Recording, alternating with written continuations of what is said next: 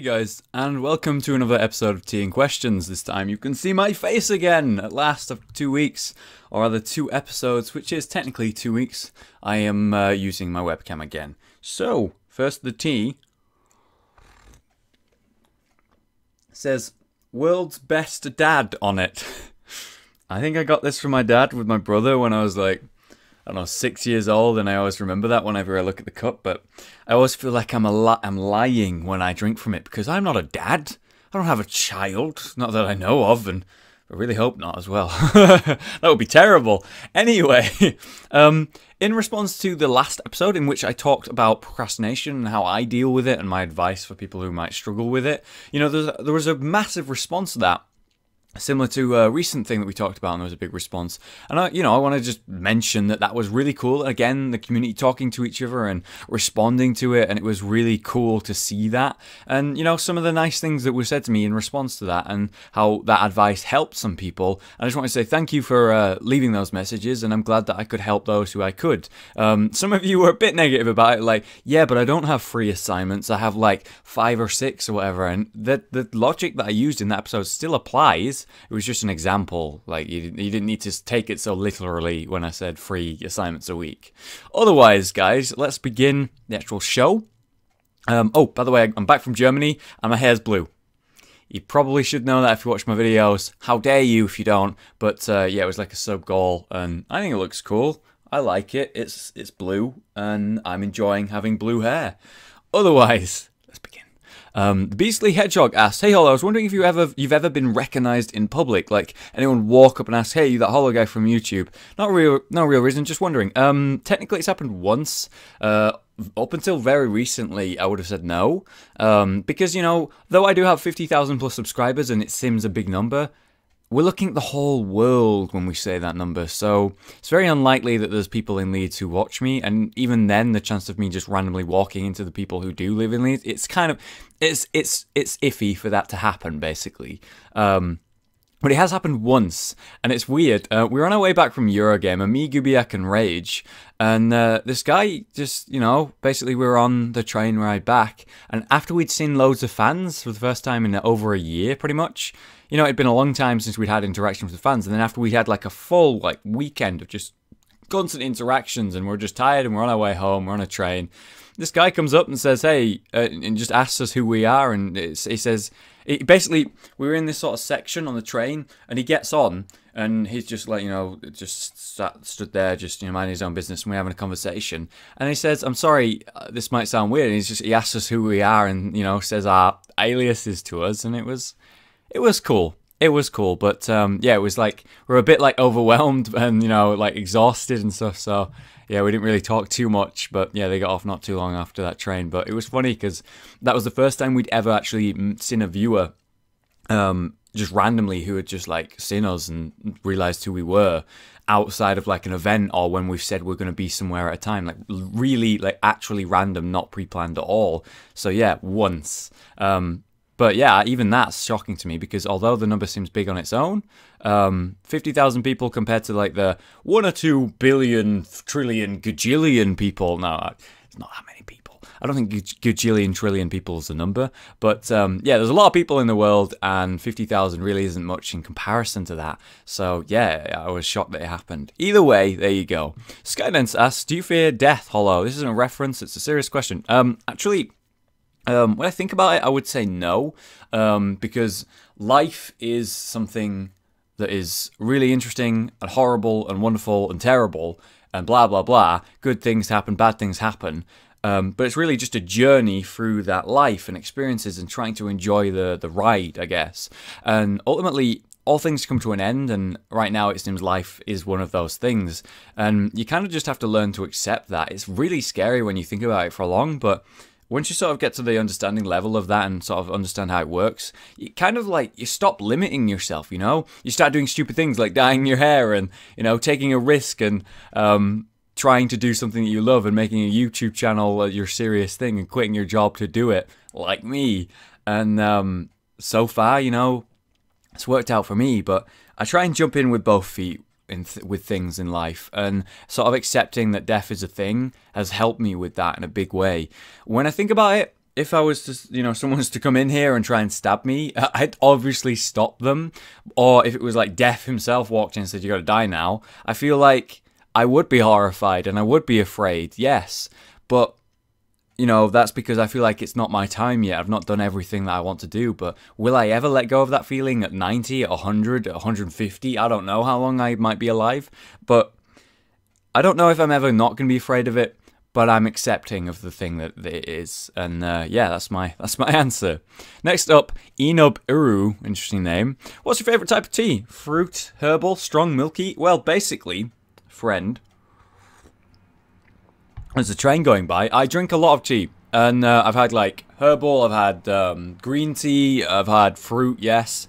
I like strong and I like milky. Milky some days, you just want like a milky drink. You're not drinking it slowly, you just want to gulp it down, whatever, I don't know.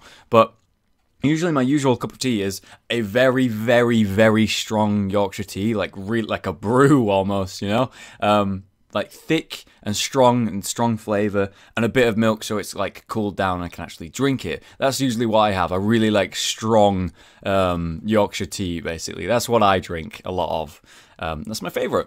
Finally, we get to the next question. Athena on Earth, MC. Hey, hello. This summer, I have the opportunity to travel to France, Italy, and Greece. I'm really excited about it, but I'm also really nervous. I have to raise about $7,000 by myself for the tuition, and there will be a point where I would spend a day or two with a foreign family. I've been told that the family stay is often people's favourite part, but I'm really nervous. Plus, I'm a little low on ideas for how to raise money. Do you have any tips? It's really cool that you want to travel and you're thinking about doing something like that. I wish you the best of luck with the $7,000 that you have to raise. I have no idea what you do and what job you might have and what family you might have and your circumstance. I have no idea. So that's up to you. I just wish you the best of luck. Just work hard and you'll reap the rewards as long as you work hard and earn it. But I have no idea how you would go about doing that because I don't know what you do to make income and stuff. So I wish you the best of luck with that. But the other side, where you're nervous to stay with a family while you're there, I gotta say, you're gonna love it. It'll be weird at first, but you just have to introduce yourself. You have to just let go of the feeling of nervousness and it's just realize these are people who do this often and probably let people stay when they're doing something like this often. And they do this most likely because they want to meet interesting people and have an interaction with someone from a different world, a different life, and find out about them. And in turn, you learn about them as well. It's going to be a cool learning experience for you, I believe. And you just need to not be nervous and just introduce yourself and, be open, ready to talk about your life and talk to them about their life and just make friends, It's really cool that you want to do that, and I'm jealous of your ability to do that. Well, your attempt to do that and travel. I travel every now and then, and I wish I could travel more. But yeah, seeing the world's an important thing, and I wish you the best of luck with that. Next up is Patty X Watt saying, hello, what are you reading right now? What is your favourite book? And do you think reading is important? Thank you for your time. I'm going to lean back here. Yes, I am reading right now. Talked about this in an Isaac video not too long ago. I'm reading the Ranger's Apprentice series. I've read the first 3 books after you guys suggested to them loads of times, and I finally got around to it. I really enjoyed it. The writing style is a bit simple, and the books are fucking tiny, like 200 pages a piece. Really depressingly short, actually. And I really enjoyed them. First book was great. Second book was a bit, but still pretty good. Third one I really enjoyed. And that's it. That's the 3 that I have. And I took those 3 books with me. 650, about 700 to 800 pages between them, I guess. Or overall, or about 700 pages, I guess, in these 3 books. And I kind of read them while I was there in Germany. All 3 of them during the week. And in fact, I'd read them like halfway through the week or so, and on the travel there. So I was a bit nervous. So I've read them all. And then while I was there, I purchased this. It is Lord of the Rings, all of the books into one. Hit myself in the face there. Hit my glasses. That was good. And the font is absolutely tiny. Like, can you see that? Yeah, it's tiny font.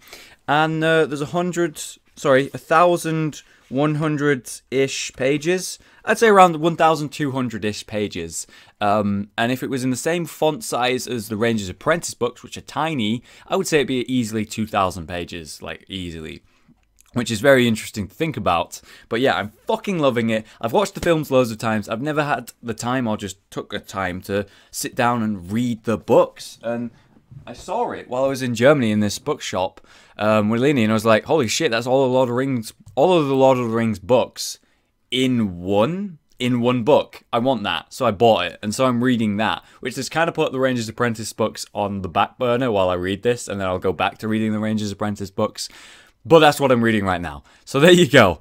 What's your favorite book? I gotta say the Demon Cycle books have got to be my favorite so far. I absolutely love them. The third one was absolutely brilliant, but my favorite was the first one, The Painted Man, where it sets up the world and the experiences of Alan, and the journey of the Painted Man basically is like, I don't know, not resolved.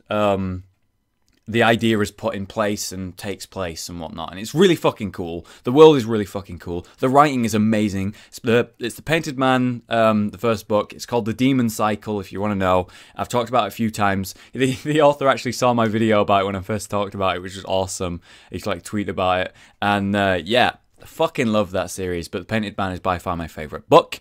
Finally, do you think reading is important? Hell yes. Knowledge is power, but the thing is, I'm reading for pleasure and not knowledge, which is an interesting thing. I read a lot of fantasy and those types of books and, you know, made-up worlds and whatnot because they interest me. They are really cool. Films are made about them, games are made about them, and I love games, I love films, and I love books. So I like to dive into these worlds, and they're sometimes a lot more interesting than real life. But the great thing about our world is that we can create all these amazing different worlds, like Lord of the Rings and the Painted Man, Demon Cycle, or Star Wars, or, you know, whatever, like fucking Harry Potter, you know? All these amazing situations and characters and people, we can make them. In our world, it might seem dull compared to like these magical worlds, but the thing is, we can make those worlds and we can make them happen and make a visual representation of that. And reading comes from that, and that's what I really love reading for. But reading for knowledge is really good as well, you know, studying and learning about history and whatnot.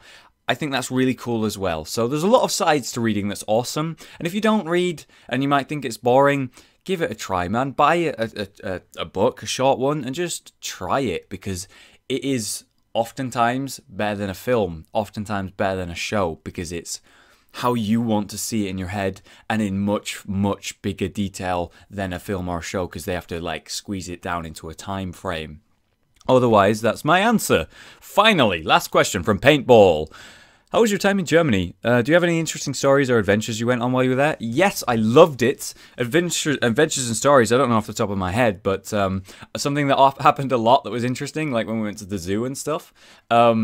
My hair is now blue, obviously, and it was like after this like second day that we dyed it. So my hair was blue the entire time, and Linny's hair is like purplish blue. So we're kind of like matching, and you know, going around the zoo and like in public and stuff, kids would literally just stop. Like they'd be walking with their parents, and they would stop and just be like, it's like, you know, I assume it's because they're like, how did their hair grow blue? Or like, who are they and why does their hair match or something? I don't know. But apparently it's baffling to kids that my hair is blue, basically. That's like the one thing that I took from like the weird situation that it kept happening. It kept happening. It happened like, I don't know, in the zoo, it happened, fuck, I don't know, 50 plus times, and we had a few people like saying German to us that they really like our hair, and I was stopped by like an old man who said to me in German that he thinks that what I'm doing with my hair is really cool, and he, you know, he thinks that's very brave.